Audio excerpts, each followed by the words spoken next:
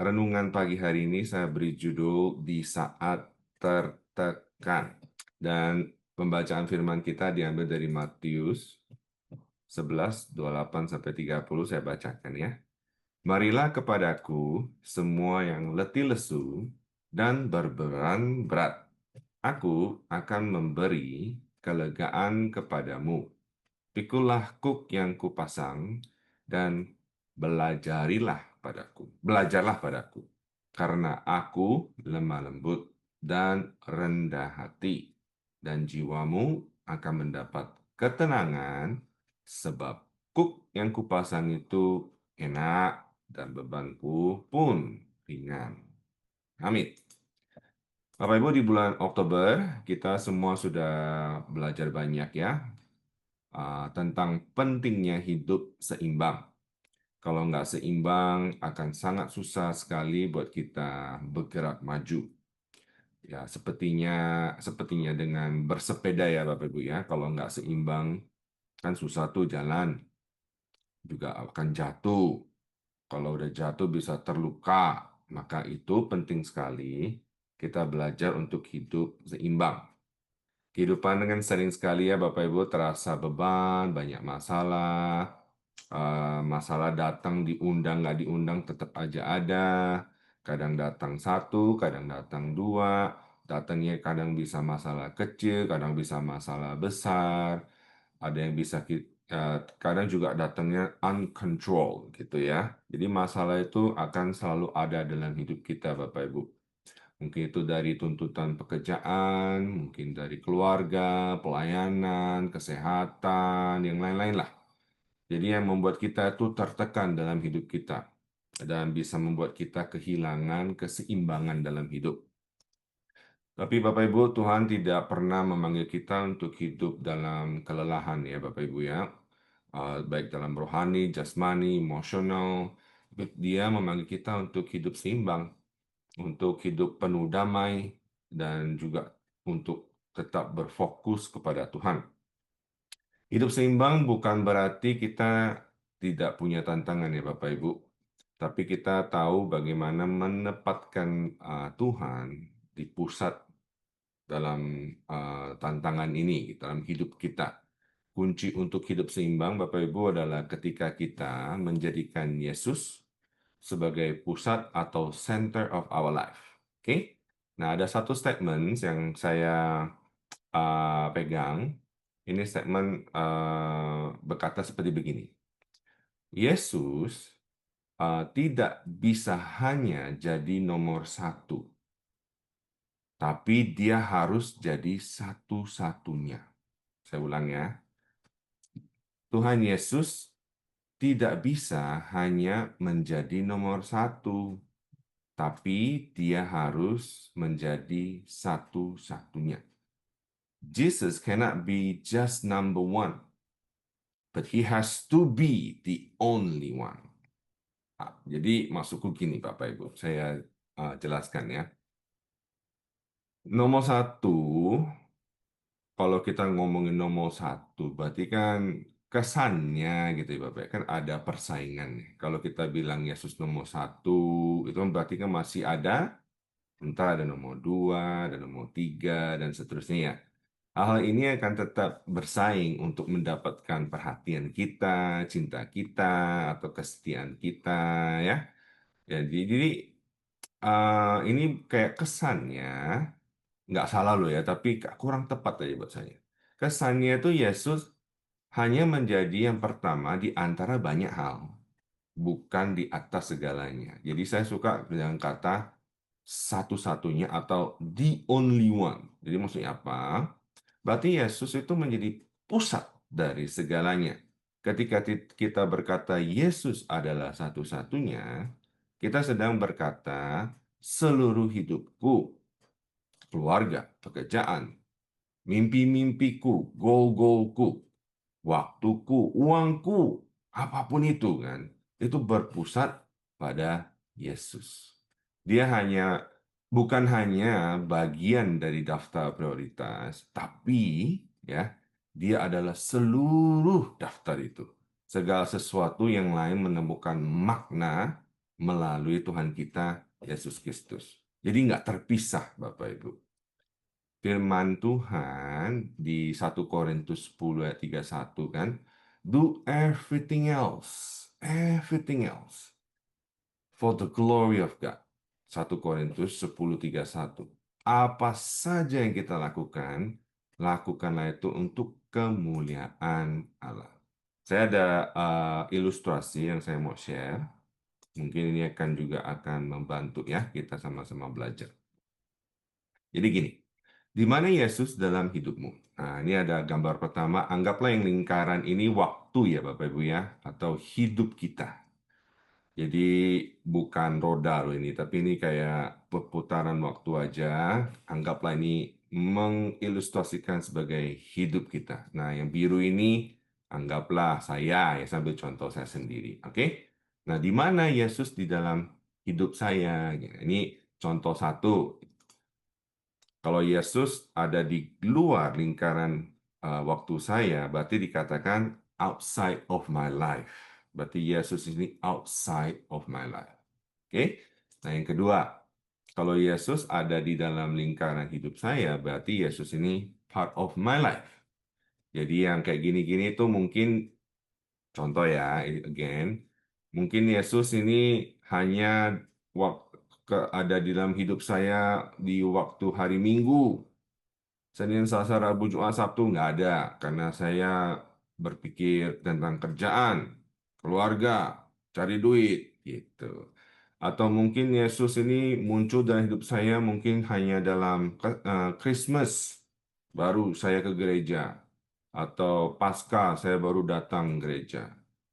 Atau mungkin dalam hidup saya sewaktu saya lagi susah baru ada Yesus dalam hidup saya. Nah, itu namanya seasonal Jesus. Hanya part of my life. Hanya waktu-waktu tertentu saja Yesus baru muncul gitu. Atau saya lagi perlu bantuan ini dan itu baru saya cari Yesus ada dalam ini namanya part of my life saja. Tapi kita sekarang hari ini mau belajar kalau Yesus ini has to be center of my life. Di dalam hidup kita, Jesus have to be center of our life.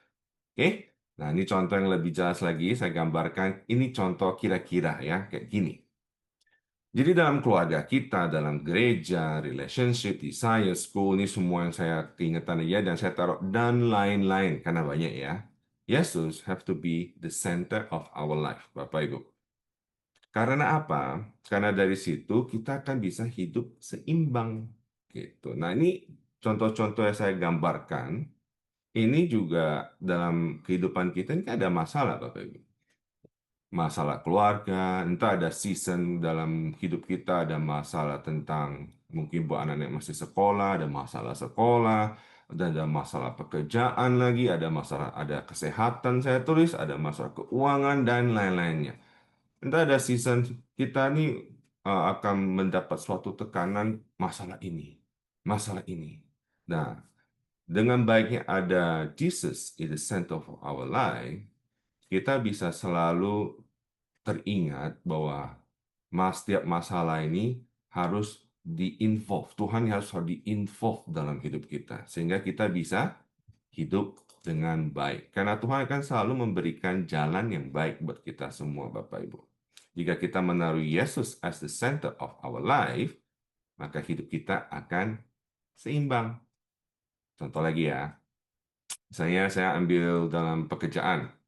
Dalam hidup kita fokusin kerjaan gitu kan, karena kerjaan ini penting ya Bapak, nggak kerja maka nggak makan. Tapi karena Jesus is the center of our life, kita involve Tuhan, maka kita akan diingatkan, oh iya, selain bekerja, saya juga ada keluarga loh yang harus saya uh, take care. Jadi, saya harus teringatkan untuk take care of my wife, untuk mengajak anak-anak saya. Jadi, saya nggak workaholic mikirin kerjaan terus. Karena saya ada dalam sisi hidup saya harus tetap take care of my family. Tuhan Yesus yang mengingatkan. Oh, saya banyak kerjaan. Saya teringat, ternyata dalam hidup saya masih ada gereja. Jadi, waktu saya bekerja, oke, dan ada saatnya juga saya harus bergereja, ya. Maka saya sangat sayang sekali ya Bapak Ibu, kita kadang terdengar cerita orang dapat kerjaan, aduh, gue udah nggak bisa ke gereja nih, kenapa kerja gue bro, gitu. Jadi kayak nggak penting lagi. Tapi karena Tuhan the center of our life, apapun yang kita kerjakan, kita akan selalu ingat, oh iya, ini buat Tuhan. Apapun yang saya kerjakan, saya harus kerjakan buat Tuhan. Dalam pekerjaan, saya ada gereja, saya ada kesehatan juga, badan saya harus saya take care. Jadi seimbang, Bapak Ibu. Oke? Nah, jadi di Kolose 3:23 diajarkan apapun juga yang kau perbuat, perbuatlah dengan segenap hatimu seperti untuk Tuhan dan bukan untuk manusia. Makanya ada lagu dikatakan kan, ini lagu yang udah lama sih kita nggak pernah nyanyiin, tapi masih sangat memberkati. Kan yang dikatakan, Jesus at the center of it all. Bapak Ibu pernah dengar lagu itu? Jesus at the center of it all. From beginning to the end, it will always be new Jesus. Jadi Jesus have to be the center of our life, Bapak Ibu. Masalah boleh silih berganti ya Bapak Ibu. Tapi kalau ada Tuhan di hidup kita, Bapak Ibu, kita akan bisa um, me- me- uh, keluar sebagai pemenang, Bapak Ibu. Tuhan akan memberikan hikmat bagaimana cara kita untuk menghadapi masalah-masalah itu, Bapak Ibu. Jadi sangat penting sekali kalau kita put Jesus in the center of our life. Ini contoh lagi satu kalau bukan Jesus as the center, Bapak Ibu. Saya ambil contoh kalau gimana uang as the center of our life, ya Bapak Ibu ya. Saya sharing ini screen lagi. Gimana nih kalau misalnya ada orang yang punya money as the center of their life? Nah ini nggak seimbang Bapak Ibu. Bapak Ibu kan masih ingat kan contoh yang saya kasih lihat? Ini yang gambar pertama. Jadi Tuhan yang outside of my life. Nah kalau uang center, many times gereja tuh jadi outside of my life. Bisa mungkin relationship jadi putus karena uang, sekolah jadi nggak karuan, kerjaan jadi nggak karuan, keluarga terbengkalai, Tuhan sudah nggak kenal karena gua cari duit. Karena apa Bapak Ibu? Kalau kita taruh center, money, apa sih yang dapat kalau bukan menjadi rakus? Uang hanya membuat kita menjadi rakus kalau uang menjadi center of our life. Jadi kita apa? Kita nih jadinya hidupnya itu jadi nggak karu-karuan. Banyak sekali kan cerita investasi. Bodong lah inilah segala macam kan. Hidupnya jadi nggak karu-karuan. Maka hati-hati kita harus tetap put Jesus as the center of our life. Jadi kalau masalah datang Bapak Ibu, kita tahu bagaimana cara menghadapinya. Oke Bapak Ibu, penting sekali. Jesus has to be the only one in our life. Everything else will resolve ini. Oke, maksudnya akan everything else itu akan Tuhan Yesus berpusat di atas segalanya. Oke, jadi dalam setiap masalah, setiap keputusan yang kita harus ambil, kita akan benar-benar bergantung sama Tuhan. Nah, hidup saya, Bapak Ibu, saya kan juga manusia yang masih hidup, jadi saya juga masih punya masalah, Bapak Ibu. Saya masih punya masalah yang ada saatnya membuat saya tertekan. Semua yang masih hidup pasti pernah mengalami masalah dan hidup tertekan. Jadi kita mau belajar sama-sama. Kalau udah tertekan, kira-kira kita mesti ngapain sih? Gitu kan ceritanya kan sekarang pertanyaannya begitu. Nah, saya ada 4 contoh yang kita bisa pelajari, contoh-contoh tokoh Alkitab. Ini yang memberkati saya dan saya berdoa juga akan memberkati kita semua di sini ya. Contoh-contoh Alkitab yang pernah mengalami tekanan. Dan juga contoh-contoh Alkitab ini yang juga menaruh Yesus as the center of their life. Dan mereka juga keluar menjadi pemenang Bapak Ibu. Bagaimana mereka untuk menghadapi ini? Oke? Nah, yang pertama, contoh pertama, contoh Alkitab yang saya mau share, yang pertama adalah Musa. Oke, Bapak Ibu ingat kan cerita Musa? Ya, dia pernah mengalami kewalahan memimpin bangsa Israel yang sering bersungut-sungut. Bapak Ibu kalau baca firman Tuhan, waduh itu zamannya Musa orang Israel itu luar biasa Bapak Ibu. Musa itu kan dikatakan orang yang sangat humble kan, kayak very humble lah. Tapi saking bebalnya orang Israel waktu itu, Musa ini sampai, wah, udah nggak kuat gua Tuhan, please, saya seorang diri udah nggak bisa gitu kan. Nah, dia dia juga luar biasanya tetap bergantung sama Tuhan, Bapak Ibu. Nah, ini ada satu cerita waktu dia harus menghadapi masalah-masalah orang Israel yang pada komplain. Dia bilang, saya udah nggak bisa nih mikul tanggung jawab ini Tuhan. Nggak bisa. Terlalu berat buat saya. Tapi Musa tidak menyerah. Dia membawa beban itu kepada Tuhan, Bapak Ibu. Dan Tuhan menolongnya dengan memberikan hikmat untuk involve people, others. Ada 70 tua-tua kan untuk membantunya. Jadi apa pelajaran yang kita bisa pelajarin di sini? Saat terbeban, Bapak Ibu, janganlah sendirian. Kita harus melihat kanan kiri kita, ada siapa yang kita bisa percayai. Maka penting sekali kita berkomunitas, Bapak Ibu, di gereja ya. Kita bisa melihat siapa yang kita bisa percayai dan kita bisa datang untuk minta tolong. Kalau ada masalah mungkin dalam pekerjaan, janganlah kerjain sendiri. Mintalah bantuan di delegasi gitu kan, di teamwork kesannya gitu. Nah, saya mempelajari ini luar biasa dan memberkati saya untuk membuat saya lebih tidak terbeban dalam hidup saya. Jadi kalau misalnya terbeban, ayo jangan tanggung sendiri, mintalah bantuan sekeliling kita. Oke? Nah, yang kedua yang kita bisa pelajari itu dari Elia, Bapak Ibu. Nah, ini pelajaran Elia kan ceritanya luar biasa, mengalami tekanan hidup loh Bapak Ibu yang sangat hebat. Dan setelah menghadapi nabi-nabi Baal ya, dia capek dan ingin mati dikatakan. Tuhan, apa yang Tuhan kerjakan waktu membantu Elia, dia kan saking takutnya kabur kan karena mau dibunuh. Tapi Tuhan justru instead of Tuhan kasih dia khotbah yang panjang, tapi Tuhan malah kasih dia kesempatan untuk istirahat, dikasih makan, ada ini dan itu gitu. Jadi istirahat Bapak Ibu. Pelajaran apa nih kalau kita lagi tertekan Bapak Ibu? Kita mesti istirahat. Istirahat itu penting. Istirahat, makan, jaga kesehatan, hidup seimbang itu kan berarti kita tahu kapan kita harus bekerja dan juga kapan kita harus tidur. Kita harus istirahat karena hidup kita ini kan kita kan ada badan kan. Badan ini part of our life juga. Kalau capek, segala keputusan yang kita ambil pasti kan salah, nggak bagus kan. Maka istirahat itu penting. Jadi kita ingat kalau lagi berbeban berat, istirahat loh. Saya teringat eh, waktu saya sama Sisil ada satu ya tepatnya lupa sih. Tapi waktu itu kalau nggak salah anak-anak tuh masih baby kalau nggak salah. Suatu saat kita mengalami suatu tekanan dan Sisil ini stres banget Bapak Ibu. Lalu saya tahu dia stres, saya tahu makanan kesukaan dia, Bapak Ibu. Bawalah saya dia ke Thai restoran, Bapak Ibu. Saya kasih dia makan.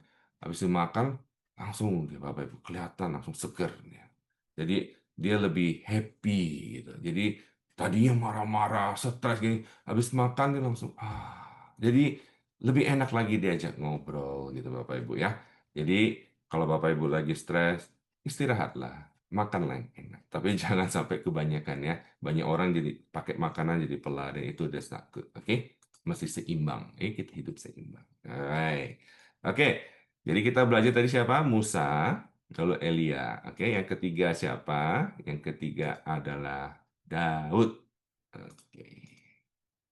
Daud, apa yang kita bisa pelajari dari Raja Daud, Bapak Ibu? Berdoa dan menyembah. Wah, Daud ini kalau cerita Daud luar biasa ya Bapak Ibu ya. Itu mengalami tekanan dari musuh, keluarga, pengkhianatan, kesalahan dia sendiri lagi kan apa yang dia buat. Waduh, luar biasa tekanan hidup dia. Tapi apa yang kita bisa pelajari dari dia? Dia suka sekali berdoa dan juga menyembah, Bapak Ibu. Maka kita ada kitab Mazmur kan? Itu kan his collection of psalm, nyanyian-nyanyian dan pujian-pujiannya dia buat Tuhan. Kita bisa pelajari dia, Bapak Ibu. Kalau lagi bermasalah, banyak tekanan hidup, ayo kita berdoa lebih lagi.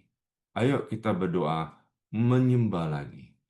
Saya ini paling sangat amat susah kalau lagi tertekan itu disuruh menyembah. Ya puji Tuhan kan Sisil my wife selalu mengingatkan, ayo kita berdoa lagi, ayo menyembah lagi. Justru pas saat kita ngerasa ada, itulah saat-saat yang lebih kita harus lakukan lagi Bapak Ibu. Jadi ingat, kalau bermasalah, berdoa dan menyembah. Oke, saya ulang sekali lagi ya, Musa. Ada masalah Bapak Ibu, jangan tanggung sendiri. Cari Tuhan, Tuhan kasih hikmat, kita pasti bisa menanggung. Yang kedua, kalau ada tekanan hidup, istirahatlah. Tidur, take a nap, makan, istirahat.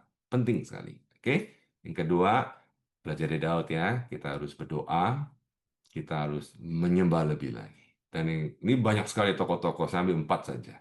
Dan yang nomor 4 is the best of the best. Kita belajar dari Yesus kita sendiri ya, taat dan berserah. Bapak Ibu, pinpoint Yesus waktu mengalami tekanan, klimaksnya itu sewaktu dia harus disalib, Bapak Ibu.